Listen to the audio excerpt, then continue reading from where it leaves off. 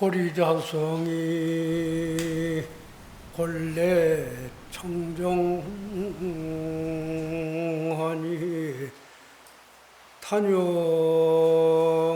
차심하면 즉득 성불하리라 나.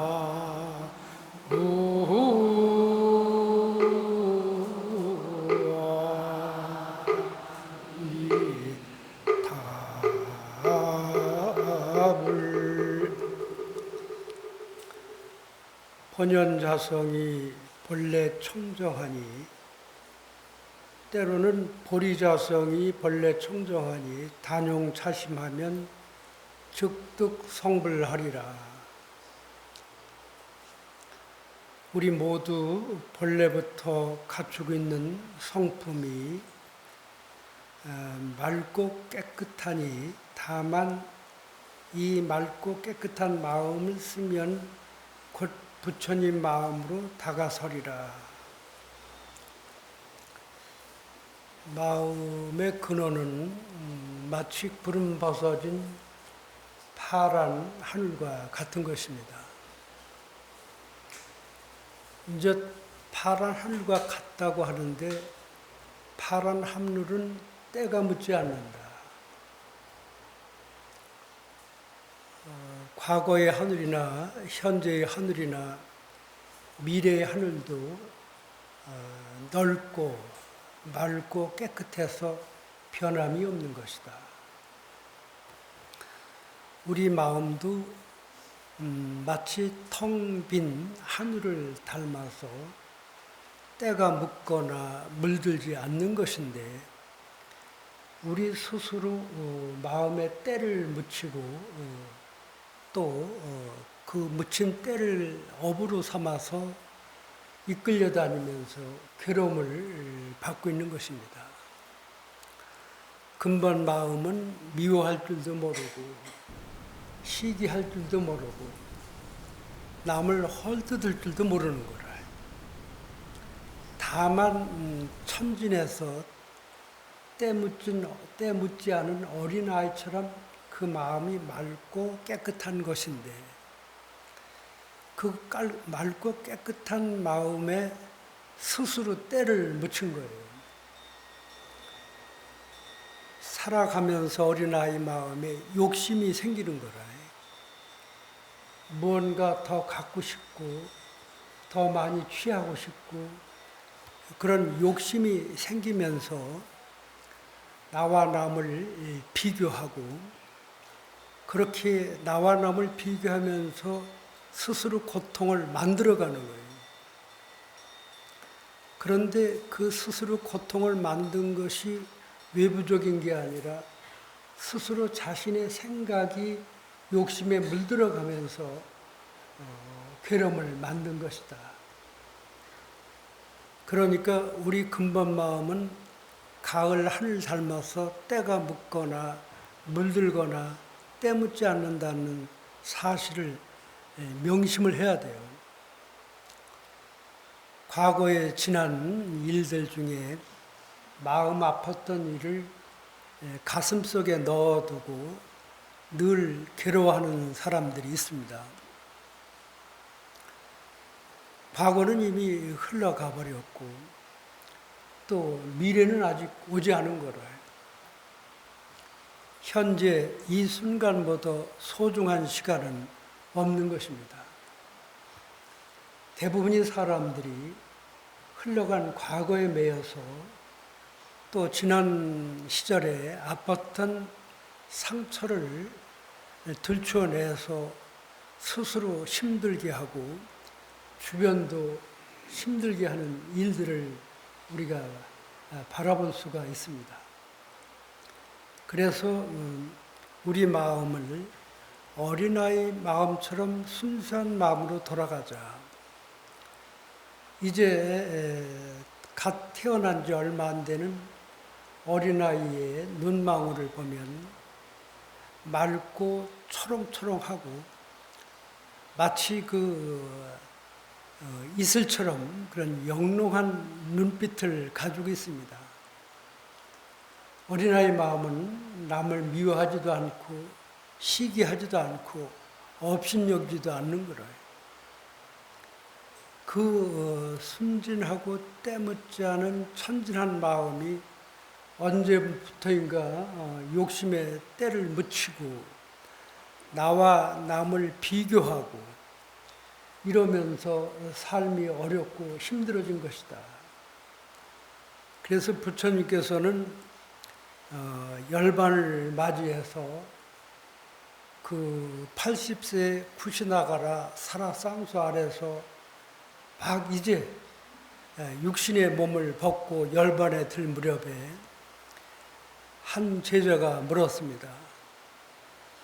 부처님께서 우리 곁에 더 오래 머물러 주시고 또 우리에게 올바른 길을 가도록 진리를 설해 주셔야 되는데 이렇게 부처님께서 열반에 들면은 저희들은 누구를 믿고 누구를 의지하고 어떻게 살아야 됩니까? 하고 물으니까 부처님께서 이렇게 말씀하셨어요.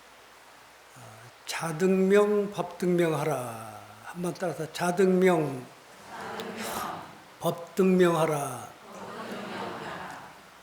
뭐 간단하게 스스로 자자라. 또 등불 등자하고 밝을 명자. 스스로를 자기 자신을 등불로 삼고 자기 자신의 인생의 길을 가라. 이렇게 말씀하신 거예요.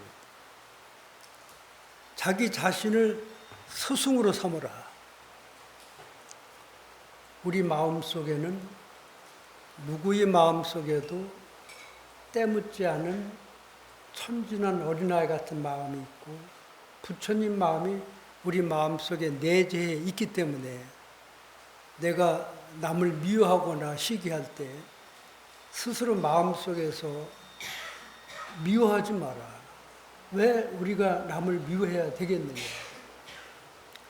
스스로 스승이 돼서 스스로를 채찍을 가해서 쓸데없이 남을 미워하지 않아야 되는 것입니다.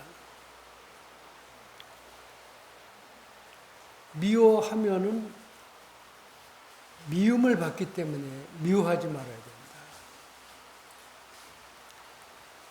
또 우리가 미워한다는 것은 내 마음속에 사랑이 부족해서 사랑하는 마음이 말라버려서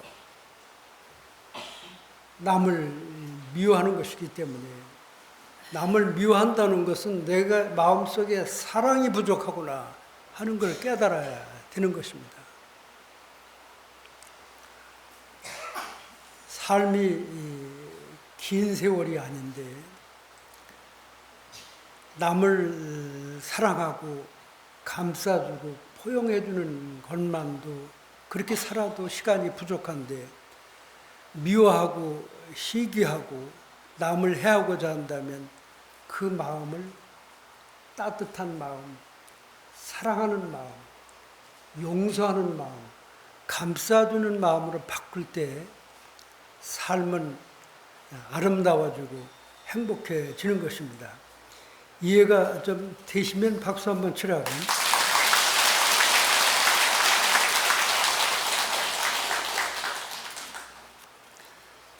부처님은 늘 우리를 바른 길로 가도록 인도해 주시는데 삶이 너무 그 물질로 사람의 가치를 판단해 주는 그런 삶이 우리 곁에 도래하다 보니까 온갖 더 많은 재산을 가져야 되겠고 더 많은 돈을 가져야 되겠고 그래야만이 더 많은 행복을 찾을 수 있다는 이런 잘못된 생각을 가지고 있어요.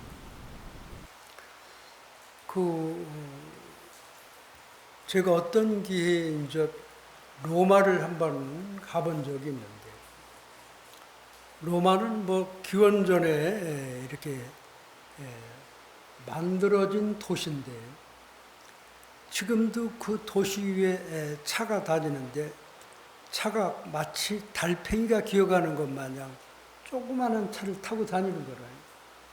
우리 마냥 큰 차를 탄 사람이 별로 드물어요. 그 사람들이 작은 차를 탈 수 있다는 것은 내가 남의 차하고 비교를 하지 않으니까 나 생활에 맞게끔, 도시에 맞게끔 작은 차를 타고 다니면서 조금 더 비굴한 생각이 없는 거라. 꼭 큰 차를 타고 다녀야만이 행복한 건 아니잖아요. 그죠? 그래서 우리가 이렇게 비교하지 않아야 된다. 이런 말씀을 드리고,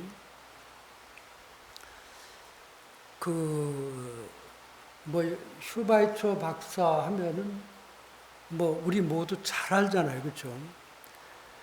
아프리카에서 그 어린아이들 또 일반인들 병들은 사람을 위해서 한마디로 그 부귀영화를 다 버리고 아프리카에 가서 평생 어린이들과 아프리카 주민들을 위해서 일생을 바친 그 박사는 의학 박사이기도 하고 또 철학적으로도 뛰어나고 또 음악도 뛰어난 분입니다. 그분은 뭐라고 얘기를 했냐면 20세기가 접어들면서 삶의 질은 상당히 좀 풍요롭지만은 사색이 부재다. 그러니까 생각하는 올바른 생각을 하는 그런 생각이 점점 사라지고 물질의 욕심의 마음을 빼앗기는 시대가 오면서 세상이 점점 삭막해질 것이다. 이 말씀은 슈바이처 박사 말씀이 아니라 부처님 가르침이잖아요. 그죠? 그런데 이제 유럽의 그 철학자가 그 빈민촌에 가서 아프리카에 가서 평생을 어린아이들과 함께 여생을 사는 데 대해서 인류, 세계 모든 사람들이 슈바이처 박사에게 박수를 보내주고 있습니다. 그래서 이제 우리의 삶도 우리 주변에 힘들고 어려운 이웃들을 한번 돌아볼 줄 알아야 되고 또 무언가 우리가 베풀면서 인생을 사는 게 얼마나 아름다운 인생인가를 생각을 해봐야 됩니다. 그래서 물질의 포로가 되어가고 깊이 사색한다는 말이 요즘 말하면 명상한다. 자기를 보는 공부를 하는 거라. 그래서 그 스님이 요새 이제 총론에도 늘 명상을 하는 거예요. 그래서 20세기, 새로운 세기에 인류를 희망으로 이끌어갈 수 있는 것은 오직 사색해야 된다. 명상해야 된다. 불교에서 얘기하는 선명상이 파장이 되어서 석가에도 명상으로 해서 우리나라뿐만 아니라 유럽까지도 또 미국까지도 저 모든 세계가 지금 부처님의 가르침 중에서 선명상이 온 세상을 앞으로 바르게 이끌어갈 것이다. 생각하지 않기 때문에 우리 앞에 힘든 일이 일어나는 것이고 또 우리가 깊이 올바로 생각을 하지 못했기 때문에 잘못된 길로 걸어가고 있는 것입니다. 그래서 스님하고 약 한 3분만 명상을 해보자고 허리를 이렇게 쭉 펴고 턱을 앞으로 조금 당기고 혀를 입 천장에 가볍게 붙이는 겁니다. 그 다음에 숨은 코로 천천히 깊이 들어 마시고 천천히 숨을 내쉽니다. 숨을 들어 마시고 숨을 내쉴 때 코앞에 새털을 갖다 대도 새털이 움직이지 않을 정도로 깊이 천천히 들어 마시고 천천히 내쉽니다. 하나 하면 숨을 들어 마시고 둘 하면 내쉬면 됩니다. 하나, 둘, 하나,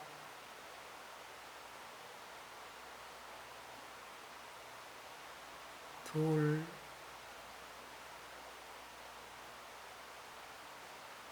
하나,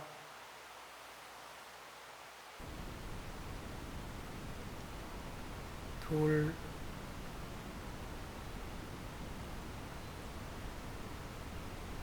하나, 둘,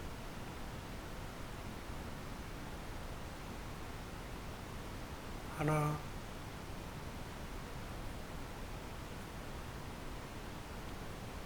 둘,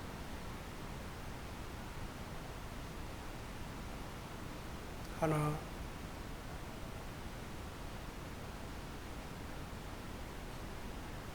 둘,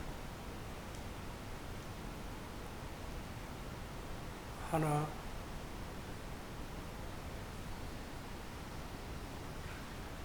둘,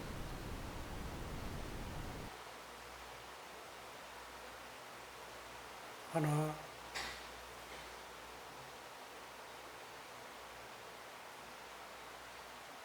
둘, 들어 마시면서 나는, 내쉬면서 누군가, 나는 누구인가, 나는 누구인가. 바로 조금 한 2분 정도인데 마음이 좀 가라앉고 고요해졌는가요? 그 스스로 마음을 안정시키고 고요하게 하는 것입니다. 그래서 하루에 틈틈이 시간 날 때 한 3분만 자기를 돌아보는 시간을 갖자. 간혹 인생을 좀 아름답게 착하게 살려고 하는데 이유 없이 이렇게 헐뜯는 경우가 있어요. 부처님이 한번 아란존자하고 그 사위성에 들어가서 그 나무 밑 그늘에 이렇게 앉아 있는데 외도가 그 당시에 이제 외도가 부처님한테 와서 욕을 막 하고 부처님 이마에 침을 뱉은 거예요. 옆에 있던 아란존자가 벌떡 나면서 화를 내면서 그 침을 뱉은 사람한테 이렇게 무례한 놈이 있느냐 하고 그렇게 했을 때 부처님이 아란존자를 옷소매를 끌어안추면서 뭐 그만한 걸 가지고 화를 내느냐. 이 침은 닦으면 되는 거 아니냐. 닦으면 되는 걸 가지고 왜 이렇게 내가 수행자로서 화를 내느냐. 화를 내는 저 사람이 내게 이렇게 침을 뱉은 것은 과거생으로 이렇게 거슬러 올라가면 어느 세상인가 내가 이 사람에게 나에게 침을 뱉은 이 사람에게 못할 짓을 했기 때문에 오늘 내가 이렇게 침을 뱉어서 이렇게 침을 뱉었는데 닦으면은 본래 깨끗하지 않느냐. 그만한 일로 마음을 일으키고 화를 낸다면 수행자라고 할 수 있는 것이 아니다. 우리가 살다 보면 이유 없이 다른 사람, 남으로부터 미움을 받고 또 시기 질투를 받을 때 이 부처님 말씀을 한번 생각을 해봐야 돼요. 원망은 원망을 참음으로써 원망이 휘어지는 것이다.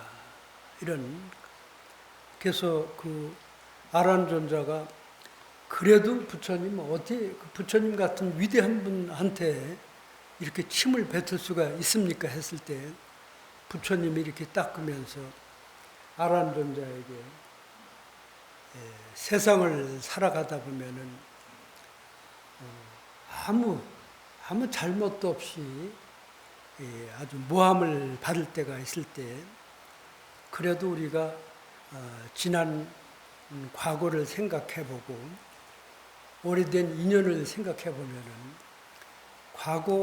더 과거생에 무슨 인연 관계에서 이루어질 수도 있다는 것을 우리가 늘 명심하고 또 삶을 아름답게 살아가야 되는데 성철 큰 스님께서 그 살아생전에 산시산 수시수라는 말씀을 하셨어요. 따라서 산은 산이요 물은 물이로다. 산은 산이요 물은 물이로다가 대관절 이게 무슨 뜻이냐. 다 궁금한 거야, 안 거예요? 궁금해서 글을 전문적으로 쓰시는 기자분들이 성철 큰 스님을 찾아가서 뵈려고 그러니까 또 관문이 3,000배를 해야만이 만나주시는 거라. 그래, 저를 108배를 하기도 쉽지 않은데 3,000배를 한다는 게 쉽지 않으니까. 그래도 성철 큰 스님을 만나 뵙겠다 그래서 하루에는 못하고 저희들이 일주일 동안에 3,000배를 하겠다 그러니까 그것도 장애다. 일주일 동안에도 3,000배를 하라 하고 3,000배를 시작할 때는 15명이 했는데 3,000배를 일주일 만에 한 사람은 7, 8명 정도밖에 못해서 7, 8명이 큰 스님을 찾아가서 저희들이 일주일 만에 15명 중에서 7명은 나고가 되고 8명이 3,000배를 했습니다 하고 아이고 장하다 장해 참 대단하다. 아이고 글 쓰는 기자들이 3,000배를 했으니까 대단하다 하고 그래 나를 만나는 이유가 뭐냐. 큰 스님께서 산은 산이요 물은 물이라다라고 하는 이런 교시를 내렸는데 그 뜻이 너무 궁금해서 그 뜻을 알고 싶어서 왔습니다 하고 그러니까 그게 무슨 뜻이 있는 거냐.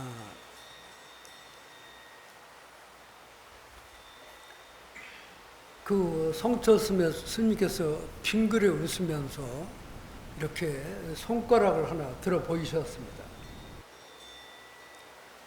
그러니까 대중은 또 의심이 간 거라. 왜 스님이 산은 산이요 물은 물이라고 했을 때 손가락을 들어 보였을까 하고. 그리고 그런 거는 내가 풀어주는 게 아니라 너희들이 푸는 것이다. 그 글을 쓰는 사람이 왜 산은 산이요 물은 물이라고 했는가를 한번 생각을 해봐라. 스님도 거기에 대한 답변을 정확히 내릴 수가 없어요. 왜냐하면 부처님의 가르침은 마음과 마음으로 전해지는 것이고 마음을 깨달아서 스스로 알아야 되는 것이기 때문에 그런데 그쪽에 약간의 비유를 제가 들어보면 친구들과 날짜를 잡아서 산에 올라가면 꾸불꾸불 굽어진 소나무도 보고 또 곱게 자란 대나무도 보고 참나무도 보고 또 뭐 상수리나무도 보고 온갖 나무를 바라보게 돼요. 나무만 바라보는 게 아니라 산에 피어 있는 산에서 피어나는 꽃들도 보고 또 날아다니는 새들도 보고 여름 같으면 울어대는 매미 소리도 듣고 그런데 산에 소나무가 굽었다고 소나무하고 싸우는 사람이 있나요? 없나요? 옆에 대나무처럼 똑바로 자라지 너 왜 이렇게 삐딱하게 자랐냐 하고 소나무에게 발길질하는 사람이 없어요. 소나무는 소나무의 특색을 가지고 살아가잖아요. 그렇죠? 대나무는 곱게 자라는 습성을 가지고 살아가고 산에 있는 피는 꽃도 작지만은 갖가지 꽃들이 향기를 발하고 있습니다. 그래서 산에 흘러가는 물소리를 듣고 아주 기분 좋아하고 시원하게 하는데 산에 가서는 잘 자연과 가까워져서 편안하게 있다가 집에 와서 신랑하고 싸우는 사람이 있는 거라. 아니 산에 가서 잘 있다 집에 와서 신랑이 옛날에 뭐 한 말을 끄집어내고 싸움을 하고 네가 잘하니 내가 잘하니 하는데 왜 그러냐 하면은 산에 갔을 때만 해도 나무를 바라보고 꽃을 보고 우러드는 매미를 소리를 들을 때 가식도 없고 꾸밈도 없고 순수한 마음으로 듣기 때문에 그런 거예요. 그 순간만이라도 우리 마음이 부처님 마음으로 다가섰기 때문에 그런 걸 보고 화가 나고 짜증이 나고 그러질 않잖아요. 그죠? 요즘 뭐 다람쥐도 사람들이 조금씩 먹을 걸 주니까 이 다람쥐가 도토리 같은 거 주워 먹고 사람을 쫓아다니면서 달라고 그러잖아요. 그렇죠? 아마 다람쥐가 이야기를 하면 뭐 가방에 잔뜩 짊어지고 가는데 빵 한 조각만 주고 가면 저는 배가 부르는데 좀 내려놓고 가라고 얘기를 할 거 아니에요. 그죠? 그런데 이제 다람쥐는 말을 못하니까 사람한테서 얘기하면 사람은 또 귀여우니까 뭘 주면은 사람 마냥 그냥 확 먹는 게 아니라 그 작은 손 두 손으로 입에 넣고 오물오물 먹는 모습이 귀엽고 아름답잖아요. 그렇죠? 그래서 우리가 가파른 세상에 물질로 사람의 가치를 매기는 시대에 또 좋은 아파트를 가지고 사람을 평가하는 잘못된 삶을 살고 있기 때문에 우리만이라도 산을 닮아가고 나무를 닮아가고 자연을 닮아가면은 우리 마음이 부처님 마음으로 한 걸음 더 다가설 수 있지 않나 이렇게 생각이 됩니다. 그래서 오늘 이렇게 귀한 손님들이 오셨고 또 아까 주지 스님께서 이렇게 소개를 잘 해드렸고 또 이 국회에는 정각회가 있어서 스님도 한 2번 올라가서 법회를 하고 지금은 이헌승 의원님이 이제 그 정각회를 이끌어 가시는 책임을 맡으신 것으로 알고 있습니다. 그래서 이제 우리가 불자님들을 우리가 어떤 편견을 가져서도 안 되겠지만 그래도 불교를 믿고 국회나 국가에 들어가서 올바른 정치를 하도록 우리가 이렇게 그렇게 우리가 마음을 모을 때 불교도 또 더 활성화가 되지 않겠나 이렇게 생각을 해봅니다. 자, 그럼 우리 합장하시기 바랍니다.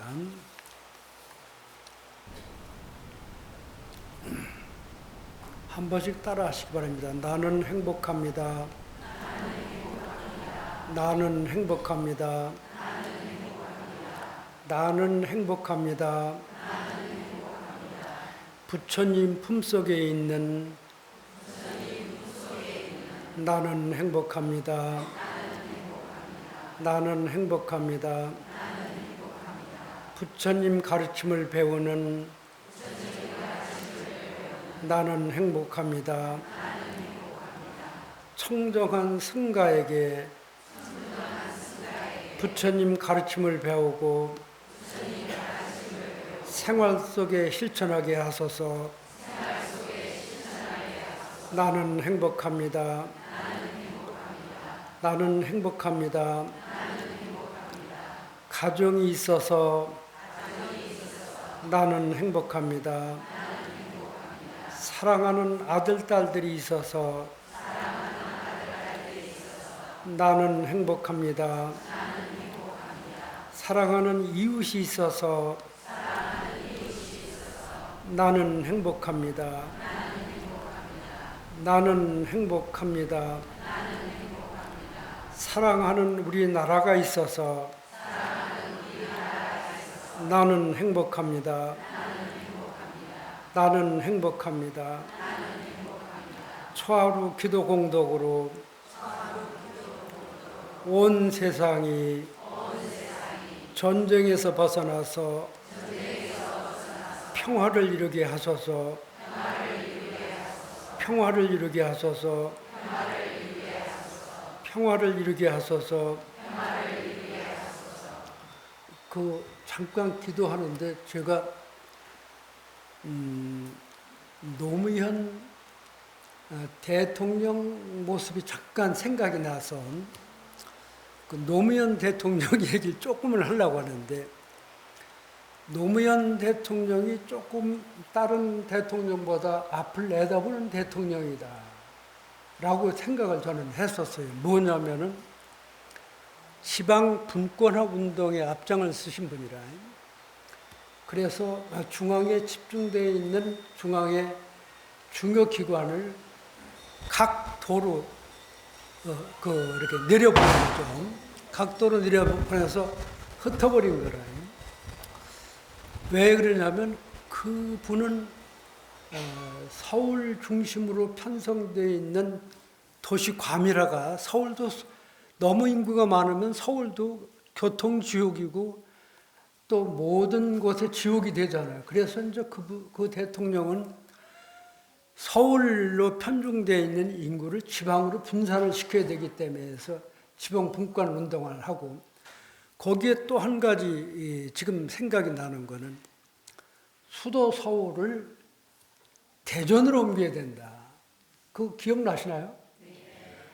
대전으로 옮겨야 된다고 했는데 우리나라 그 헌법재판관님들이, 재판관을 하시는 분들이 아마 이 상황 판단을 바로 못 하시고 그게 위헌 판결을 내린 거예요. 그러다 보니까 수도가 대전으로 왔으면은 대전을 중심으로 지방이 이렇게 함께 살아날 수가 있었는데, 이제 제 생각입니다. 그래서 그렇게 그분은 조금 앞을 내다보는 분이 아닌가.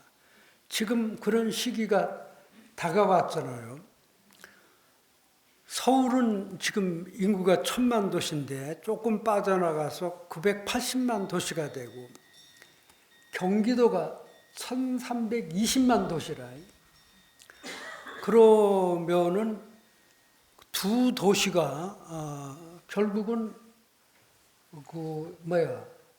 2천만, 그러니까 2300만 도시잖아요. 우리가 5천만 인구가 두 도에 2300만이 있으면은 정치를 하는 분들이 올바르게 정치를 이끌었다고 볼 수가 없잖아요. 부산도 잘 살아야 되고, 대구도 잘 살아야 되고, 경기도도 잘 살아야 되고, 강원도도 잘 살아야 되고, 호남도 잘 살아야 되고, 다 잘 살아야 하는 도시가 돼야 되잖아요. 그 모든 경제의 중심이 서울로 몰린다면은 앞으로 지방은 어떻게 될까? 그래서 정치하시는 분들이 연구를 좀 더 많이 했으면 좋겠고, 이제 정치하시는 우리 의원님이 오셔서 우선 우리나라는 뭐가 잘못되느냐면, 우리나라는 민주주의니까 양당 체제, 3당 체제, 4당 체제로 갈 수가 있는 것이다 하고, 그런데 이제 그 공산주의 사회에서는 1당 체제라. 공산주의 사회주의 국가는 한 당밖에 없어요. 무슨 당인가요? 공산당밖에 없어요. 그게 독재라. 한 당에서 소리를 내서 움직이기 때문에. 그래서 당을 몇 개 만들어서 한 당이 집권당이나 어떤 당이 독주할 때 그걸 견제하고 막아서 민생을 올바로 살피는 그런 정치가 돼야 된다. 그런데 다 그런 게 아니라 상당히 많은 부분이 당리당략에 치우쳐서 올바른 정치를 지금 정치인들이 펴질 못하고 있고, 잘못된 정치가 몸에 배어가지고 이제 막 새롭게 정치하는 사람들도 그 몸에 밴 정치에 의해서 나라가 이렇게 잘못되면 안 되는 거다. 그래서 세계적으로 잘 사는 나라가 잘못된 정치에 의해서 가난한 나라로 전락하는 걸 우리가 보고 있잖아요. 그렇죠? 국가의 먼 미래를 내다보고 앞으로 먼 후손에게 물려줄 우리 조국을 아름답게 가꾸어서 물려주지 않으면 안 되는 거다. 그래서 정치하는 분들이 잘하자면 안 되기 때문에 올바른 정치를 하도록 우리 박수 한번 쳐주시기 바랍니다.